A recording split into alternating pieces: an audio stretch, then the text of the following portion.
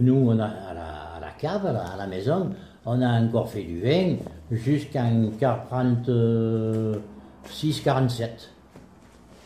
après la guerre. On ne l'a plus fait le jour où il y a eu les Côtes de Provence. Voilà, parce qu'il fallait faire, il y avait trop de trucs à faire. Alors, parce qu'on n'en faisait qu'une partie chez nous. Le reste, on était à la coopérative. Et bon, étant donné que c'est trop compliqué, pour l'histoire des... Alors il fallait l'encépagement, il fallait le terroir, il fallait enfin tout un tas de critères que, hein, bon, on a arrêté. Et puis alors à partir de ce moment-là, disons que à la coopérative, ils ont fait quand même du meilleur vin parce qu'ils ont eu un caviste ou un œnologue qui suivait un peu les fermentations et disons le vin était bien meilleur. Ouais. Tandis que nous on faisait surtout du vin à la maison parce que on en faisait pour vendre puisque en général toutes les années on avait à la cave, on avait 2 cuves et on avait des tonneaux pour 200 hectos de vin. Oui. Et pendant longtemps, alors ce qu'on faisait nous, si la coopérative ouvrait par exemple le lundi, et bien nous le vendredi et le samedi d'avant, on allait vendanger le vin là-haut. Parce que là-haut, à l'époque, il n'y avait pas les sangliers, mais il y avait tout un tas de bestioles, les geais, les pies, les renards, enfin, etc. Alors, ils se servaient. On levait ça, et en plus c'était coteau, et ça faisait du bon vin. Oui.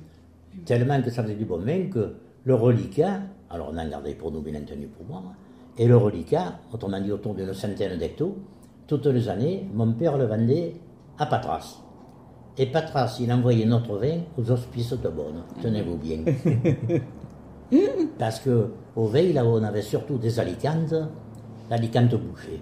Et alors moi je dis là, ça a été une erreur grossière de ne pas avoir pris ce cépage dans les Côtes de Provence. Parce que ça vous fait un vin rouge, vous le regardez, il est vermeil. Beau, hein. Beau, ouais. Il est vermeil, éclatant. Ça faisait un rouge vraiment extraordinaire. Et toutes les années, donc, Patras, il venait. Et je veux dire, pendant la guerre, quand le vin était taxé, eh bien, mon père disait, Monsieur Bernard, hein,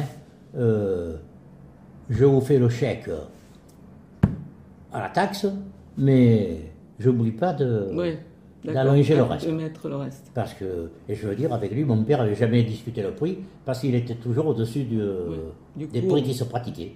En l'envoyant là-haut, lui, il ne devait pas y perdre aussi. Hein. Oui, c'est sûr. Et, enfin, et toutes les années, il disait à mon père, et surtout l'année prochaine, ne le vendez à personne d'autre, gardez-moi-le. Hein.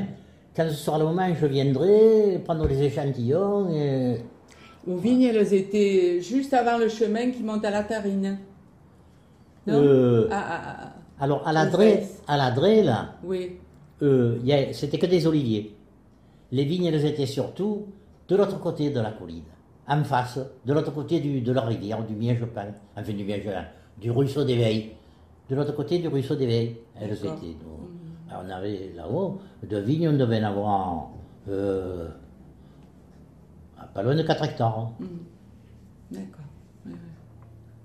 Après, il y avait Tobia qui avait un peu plus haut que vous, alors. Au-dessus. Il y avait les abricotiers. Voilà, il avait planté des abricotiers. Ou après, Marcel l'avait acheté et il avait planté les grenaches. Voilà. Oui, oui alors, cette...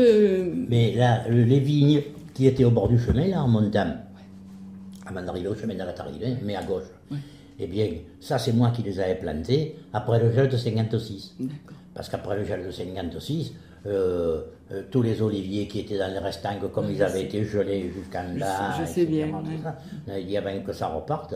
Et donc, alors, on avait des transferts de vignes, et on avait transféré des vignes là à la Drée. Voilà. Ouais, 56, hein, ça fait parce qu'alors, de l'autre côté, à Lubin en face, pour avoir... moi, j'avais fait un verger avec des cerisiers, des pêchers, des abricotiers. Là, de l'autre côté.